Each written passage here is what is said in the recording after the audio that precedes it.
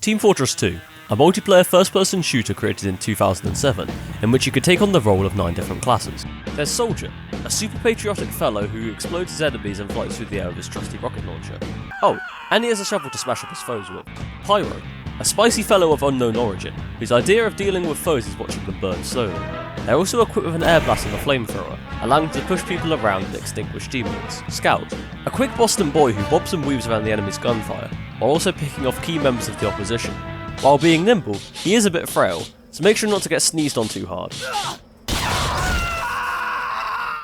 This is Spy. You've probably seen him in a lot of memes. While he's a bit of a laughing competitive, Spy is a master of disguise and deadly knives, being able to one-shot the enemy when his knife is to their back, and using his disguise kit to blend in with the opposition. To add more to his sneaky playstyle, he can also go invisible with his watch. Heavy, a class which is focused on... wait, what's that? It's about drive, it's about power, we stay hungry, we devour. Put in the work, put in the hours, and take... Medic, a class focused on healing his team with a mysterious device known as the Medicum. A device created out of blood, sandwiches, a mysterious yellow substance in a jar, and a bottle of pills. Be careful who you stand next to though, as everyone in the enemy team will be out to get you. Sniper shoots enemies from afar with a variety of rifles and bows. This makes him deadly, but if you get up in his face, he'll be put at a major disadvantage. Engineer is a class who builds a variety of buildings to support his team, including sentries, dispensers, and teleporters. He is very vulnerable to explosive classes though, so make sure to keep his buildings safe from soldiers and... today's topic, the Demoman.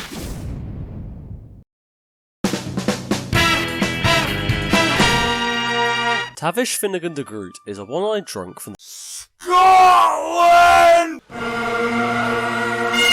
He always was fanatical about explosives, as shown by him blowing up his original set of adopted parents in an attempt to kill the Loch Ness Monster. Several years later, at the Crypt Grammar School for Orphans near Ullapool, word had spread of his explosive skills, leading to the return of his actual parents, who revealed that all Demomen are abandoned at birth and are only returned to their family once they have proved themselves. Oh yeah, and he also lost his eye to a spooky book about bombs, but that's a story for another day. He has a base health of 175, putting him tied in third with Pyro for the highest health in the game. He's equipped with several different varieties of explosives too, as his name implies, to demolish things. With his primaries being a bunch of grenade launchers, secondaries being sticky bomb launchers, and melee being we'll come to that later. Alright, let's jump straight into the primaries. I hate my wife! The first primary weapon you'll be using is the grenade launcher. This basic boom device can have up to 4 grenades loaded into it at once, with an additional 16 in the reserve. When you fire this gun, you'll notice the grenades travel in an arc, meaning if you want to be accurate with this gun, you've got to change up how you'd shoot this compared to a traditional gun. Hitting an enemy smack dab in the chest will deal a whopping 100 damage by base, making Demoman quite the frightful damage dealer, even being able to defeat beefy fellows such as Heavy and 3 grenades. If the grenade hits a surface, such as a wall or a floor, they will bounce and roll around until exploding just over 2 seconds later. However, once they have hit a surface, these grenades can no longer directly hit enemies, and instead go down to around 60 damage. While this fall off's pretty significant, it still means you can do some damage to enemies who are out of your field of view. So overall, a very nice and reliable primary weapon. Now let's have a look at the variations. The Lock and Load, a grenade launcher which has its clip size reduced to only 3 grenades at a time. Alongside this, the grenades will shatter upon hitting any surface and have a lower splash damage radius, meaning you have to be a bit more accurate in order to damage your foe. However, these grenades have a faster speed than stock, causing them to travel the further distance overall, as well as have a different projectile arc. Thanks to this weapon also dealing 20% more damage to buildings, you'll be able to deal with energy nests from a far safer distance. The Iron Bomber is a gun that wait, what's that sound?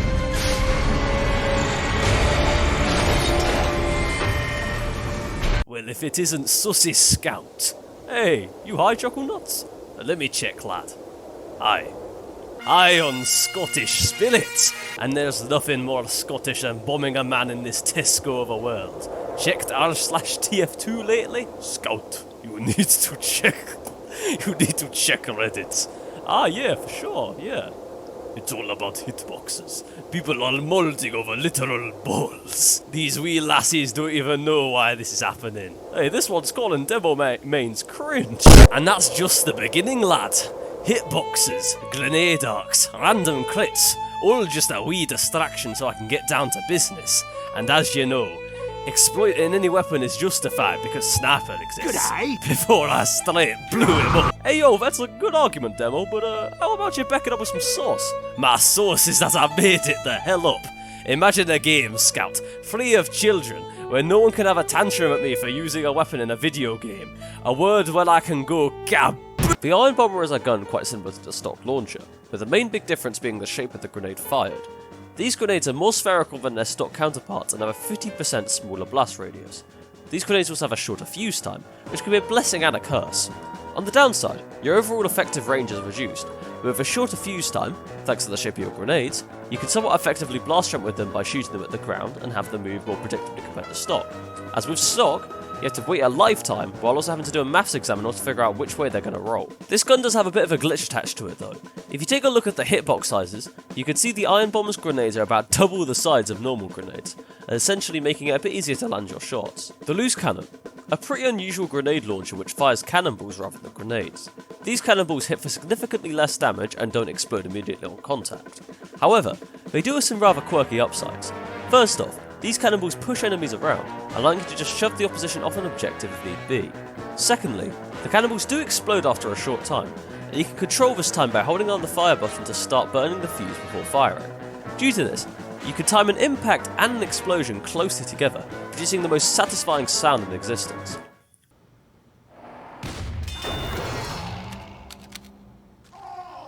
This is known as a double donk. Alongside this noise, you also receive a large amount of damage depending on the location of the explosion, as the explosion damage is calculated differently from normal grenades. Essentially, it calculates damage based on how much of the enemy's hitbox was covered by the explosion, compared to just setting a damage value for when you've hit. Alright, now we've got some weird parameters. I'm only going to be covering one of these, and we'll save these two for later. So this is the base jumper. It's just a parachute, yeah, that's it. While it might seem useless on its own, in combination with some of the Demoman secondaries, it can be pretty interesting. 7 seconds.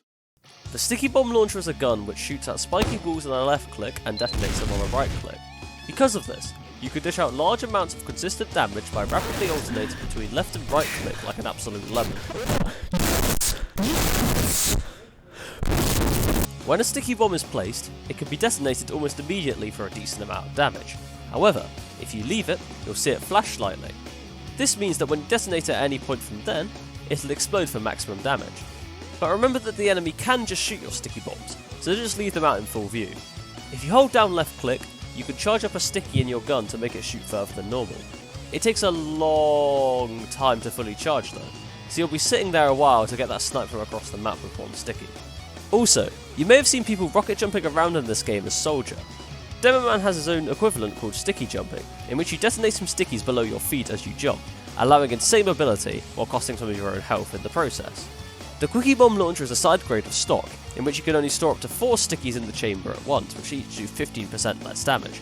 However, the trade-off is a way shorter charge time, allowing you to effectively have some long range as Demoman. These stickies could also destroy enemy stickies if detonated. The Scottish Resistance is another side grade of stock. While the Quickie Bomb Launcher goes for a more nimble approach, the Scottish Resistance goes all in on damage. This launcher can have up to a whopping 14 sticky bombs out at a time, with the main downside of having a slower arm time. One of the more unique things about this weapon is that you could see your sticky bombs through walls. The reason for this is that when you right click, only the sticky bombs you're looking at and below your feet will detonate, allowing you to hold several angles at once, creating an insane defensive potential. The Sticky Jumper, a weapon doing no damage whatsoever and only allowing you to have 2 stickies out at a time. However, no damage to your enemies also means no damage to yourself, making the Sticky Jumper just a nice little mobility tool to fly in and out of fights with. Right, that's all the secondaries I'm going to cover for now. Time to move on to the melees. Gonna kill you and I'll keep killing you and I'll never, cause you're gonna be dead and I'm gonna kill you. Now, if you have any knowledge of TF2, you'll know that there are a lot, and I mean a lot, of melee weapons, and Demoman is no exception.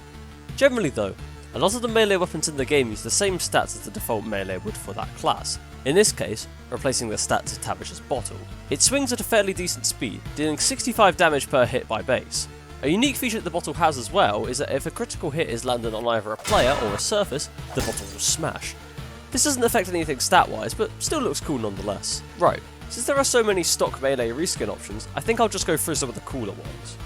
A Noisy Pan, a Shank of Ham, some bones which are fine, and a comically large side. Now, before I continue talking about the rest of the melees, I've got to address the elephant in the room. You see, one of Demoman's primary options is a pair of Timberlands, which ditches the grenade launcher for a bunch of stat buffs. Demoman can also choose one of 3 shields for his secondary in place of the sticky bomb launcher. This creates a melee only playstyle known as Demonite. There are 2 types of fresh crepes, which both do the same thing, except look a bit different and have a different name. So it's up to your fashion sense at the end of the day. Would you prefer to be a pirate with the bootlegger, or wear some pointy shoes which make you want to die every time you want to try and pronounce their name? Having a shield equipped will allow you to charge forward at Mach 10 on the simple press of a right mouse button. There are 3 ways your charge can end: if you run out of meter, if you hit a solid surface such as a wall or a player, or if you swing your weapon. As you charge, you'll notice your charge meter go from green to yellow to red, all in a small time frame. This is good to keep track of, as you'll do a different amount of damage depending on which colour you swing your weapon at. If it's in the green, it'll do normal damage. Yellow, it'll mini crit, and at red, it'll crit for triple the damage. So finding the optimal time to strike your target is key. There are 3 shields in the game which have a bunch of statistics that would be a bit confusing if I tried to read them out one by one. So instead, I'll just sort them into one that's good for tanking, one that's good for charging, and the one which lets you charge and turn freely in exchange for some damage potential, by making it so you're only able to mini crit at full charge. Now that's out of the way, I can now freely talk about the rest of his melee weapons that pair quite well with the previously mentioned bits of equipment. The Islander is a big old greatsword that is haunted by a spooky spirit. This sword will set you back 25 max health upon spawning. However, every time you get a kill with it, you take the enemy's head, granting you 15 max HP as well as an 8% speed boost for up to 4 heads. This means that at the maximum number of heads, you'll be sitting at 210 health, and be just shy of scout speed. Overall, a nice weapon which has a decent risk early on in exchange for a great reward if you manage to go on a killing spree. There's a few different reskins for the Islander, but the one that is quite underused is the Nessie's 9-iron. Yes, it's literally a golf club you can decapitate people with, instantly making it superior. The Claymore is another Scottish sword which is as pointy as it is difficult to pronounce. I think that's how you pronounce it, but I ain't too sure, so I'll just roll with it. It's another big sword, but rather than collecting your enemy's craniums, you instead get a nice little refill of your charge meter. Combine this with an extra half a second of charge time and the tide turner, and you'll be zooming around the map like a maniac. The half Zatoichi is a large katana which gives you a big boost of health on a kill.